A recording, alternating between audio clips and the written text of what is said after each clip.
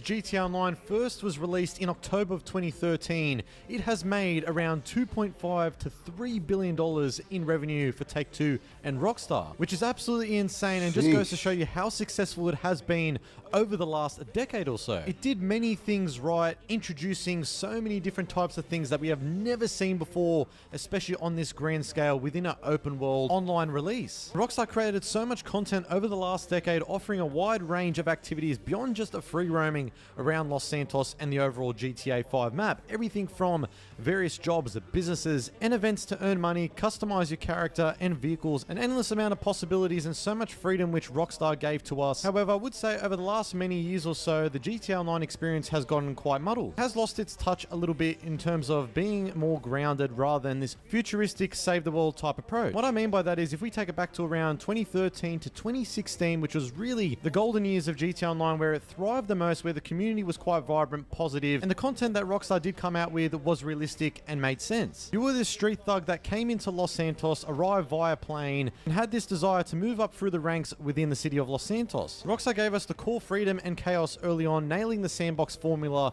You could rob stores, steal jets, cruise with friends, or start shootouts in the streets. And at the time, considering most people were very low rank, the progression system actually made sense when you were completing various jobs, missions, and races, which gave steady income and XP to level up and unlock gear, weapons, and vehicles. After reaching rank 120, which resulted in the minigun becoming available for purchase, there wasn't really much of an incentive in leveling up further beyond that point. Yo, I remember when the minigun and the little Rhino tank were like the best weapons to have during that time. Though, seeing a living shared world with around 16 to 30 players within the same lobby added a lot of unpredictability early on. This was really truly the first online experience that all of us had prior to Fortnite coming out, and that taking off in popularity quite a fair bit. When Heist was released in 2015, a year and a half after the release of GTA Online, it was most certainly a turning point. Cooperative missions with multiple stages and huge rewards. These missions made players rely on teamwork and coordination, adding long-term replayability. It's definitely a fun experience doing the heist setups and doing the heists themselves, but then it did become a little bit tedious, I will say, having to redo that all the time. And I will say that element of grinding did become much more apparent and prominent over the last many recent years. But now I'm going to pass it over to the Ketch to continue with the video. What's going on, guys? Thanks Project Vice for having me back on the channel once again so soon after our last collaboration. But let's get into what needs to change in GTA Online. So I think one of the main problems of GTA Online previously, when it was tied to GTA 5, was the fact that in a lot of online lobbies you had the ability to be griefed by other players, whether that be shot down, bombed out of cars, whatever.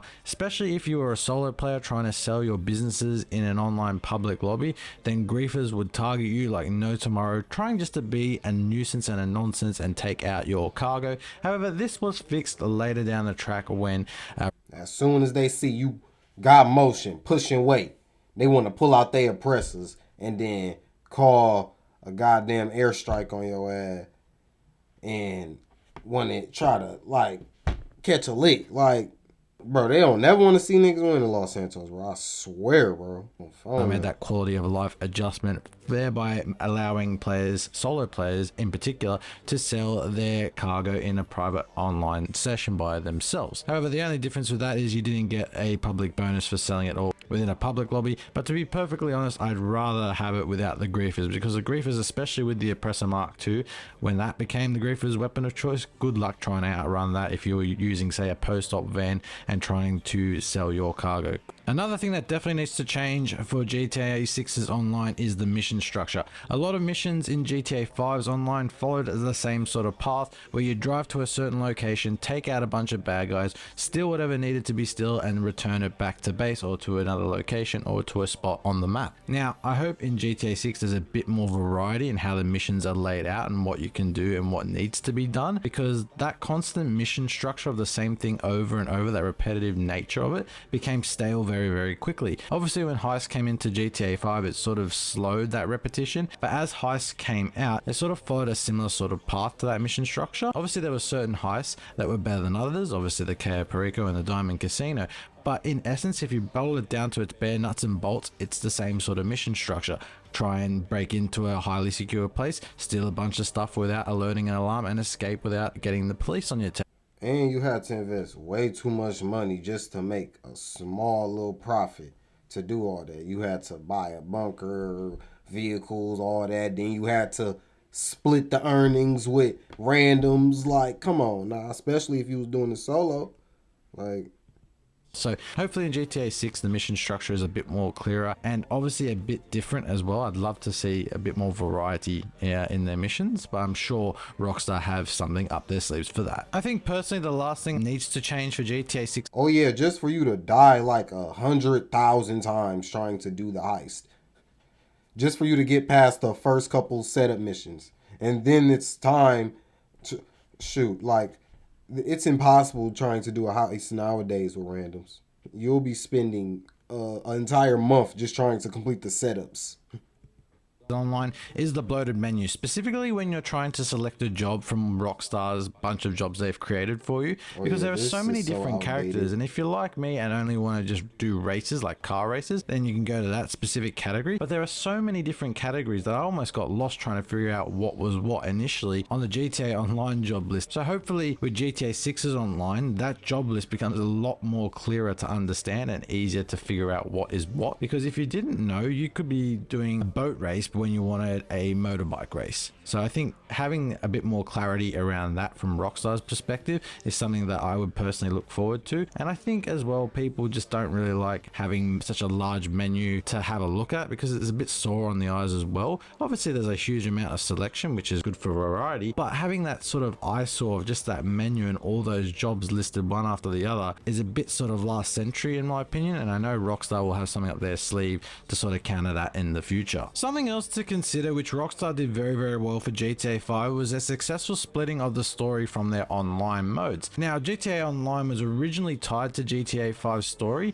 but as time progressed became its own thing, and quite successfully became its own thing as more people ventured into the online world after completing the story. So I think by splitting the two entities gave people enough time to complete the story before heading into online. I think there was about a month's gap from GTA 5 the story bit releasing and to when GTA 5's online then did release. But once it split, it gave Rockstar the ability to add in DLC, specifically the heists obviously, but also additional content such as the contract with Franklin, the businesses. Without the businesses in GTA Online, I don't think I would have ever picked up that game. Obviously COVID played a part in that, but if it wasn't for the businesses, there wouldn't be nothing to grind in GTA's Online apart from doing the heist. And obviously with the heist initially, you needed 4 players to actually play those original heists. Obviously with time progressing, the heist became a lot easier when you only needed 2 players and then 1 player with the Cayo Perico heist.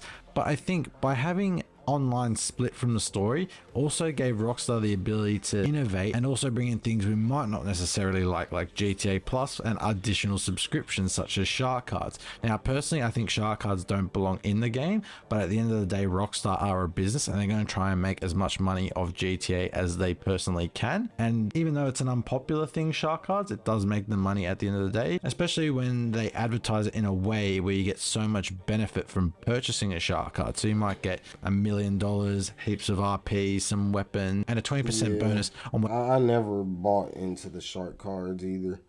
I mean, I used to buy them like when I first started playing the game, but only bought like the $1 million one. You be paying $115 real world money to get $10 million in GTA Online.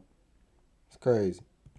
your first sell mission is for one of your businesses. So obviously Rockstar have marketed it in a way which is enticing to people, but at the same time it's a clever business decision even though it may be unpopular. But Yeah, I never spent that much money on GTA. I probably spent like $40 real world money to get shark cards.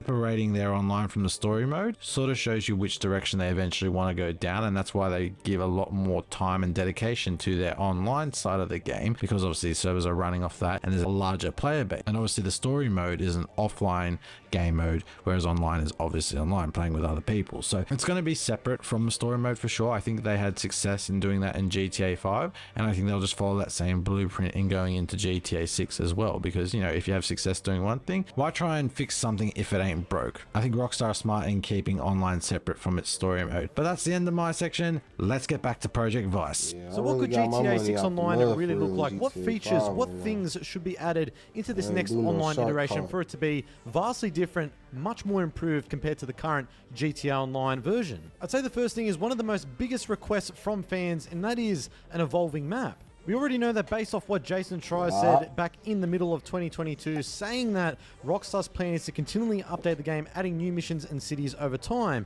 and probably this is most closely related to the next online iteration. Considering Schreier is a very reputable source, and we have already seen hints from Rockstar regarding new locations. One of those locations potentially being a new state, which I've covered in many videos as of recent, that being Gloriana, Georgia. This could be a location that is added into the map post-launch after the online component is released, where we see GTA 6's base map evolve over time and expand up north of Leonida, extending into Georgia. This could result in us seeing a new city being added once the Georgia state is added into the game, and that is Atlanta. I mean, how awesome would it be not only seeing a new state being added, but a new city? This would create so much fun and endless amount of content for Rockstar to come out with in regards to this location. From what I understand, there is the infamous World of Coca-Cola Museum in Atlanta. Perhaps maybe Rockstar could do a parody. Bro, imagine you could go downtown Atlanta.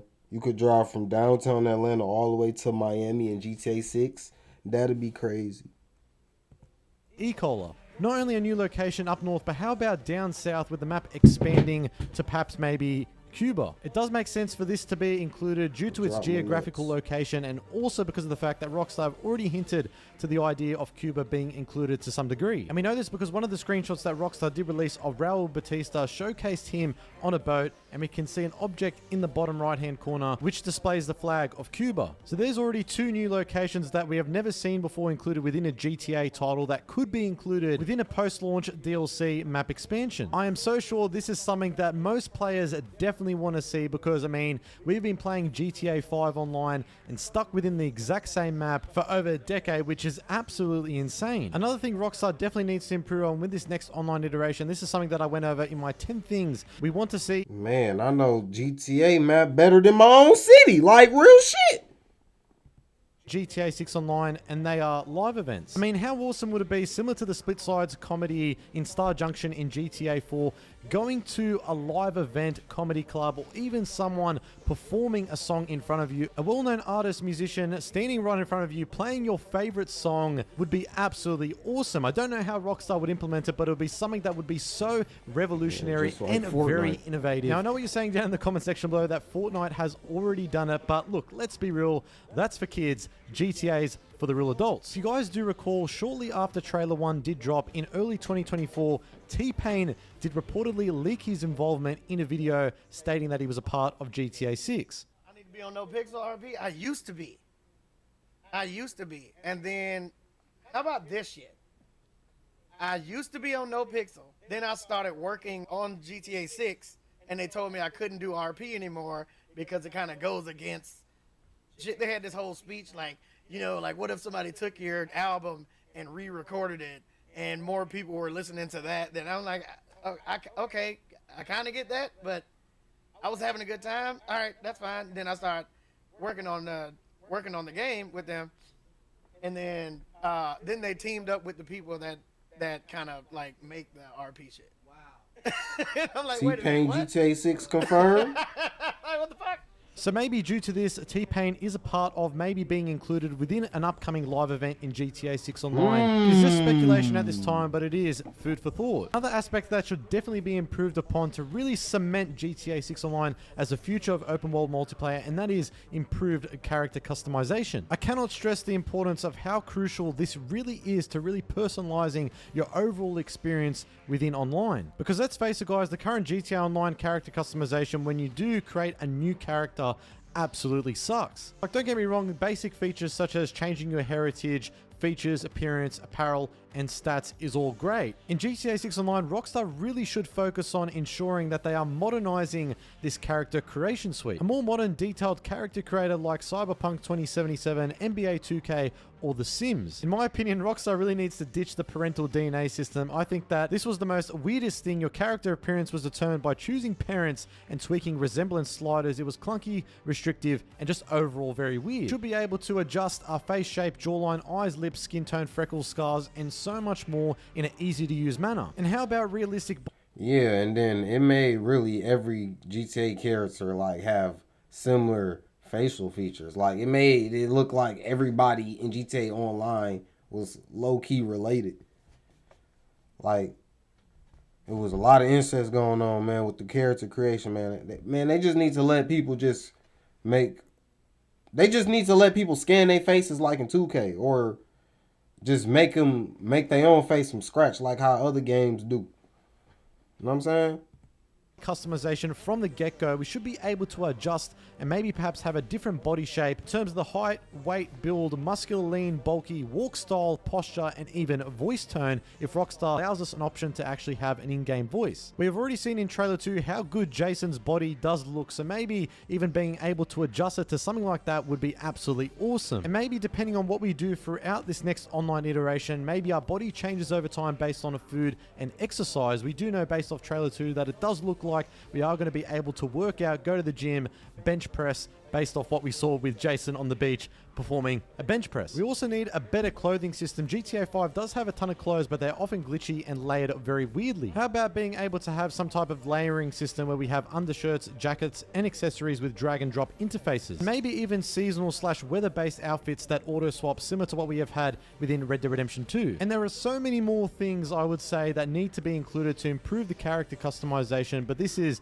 the main ones I thought of. But that does bring us to the end, but these are the most important and crucial aspects for Rockstar to really hit, and of course to avoid, for GTA 6 Online to truly cement itself as the future of open world multiplayer and really blow every other developer, every other company out of the water. And yes, that does include Fortnite, Roblox, and other live service games. Rockstar have the world-class talent, they have the backing and funds from Take-Two to pull this off. I really do think that this next GTA Online will be innovative, will be revolutionary, and will be the future of open world multiplayer, and Rockstar will once again cement themselves as the go-to place for live service and online gaming. Now, Man, what y'all think, man, about GTA 6, man? GTA 6 Online, man. Let me know down below in the comments.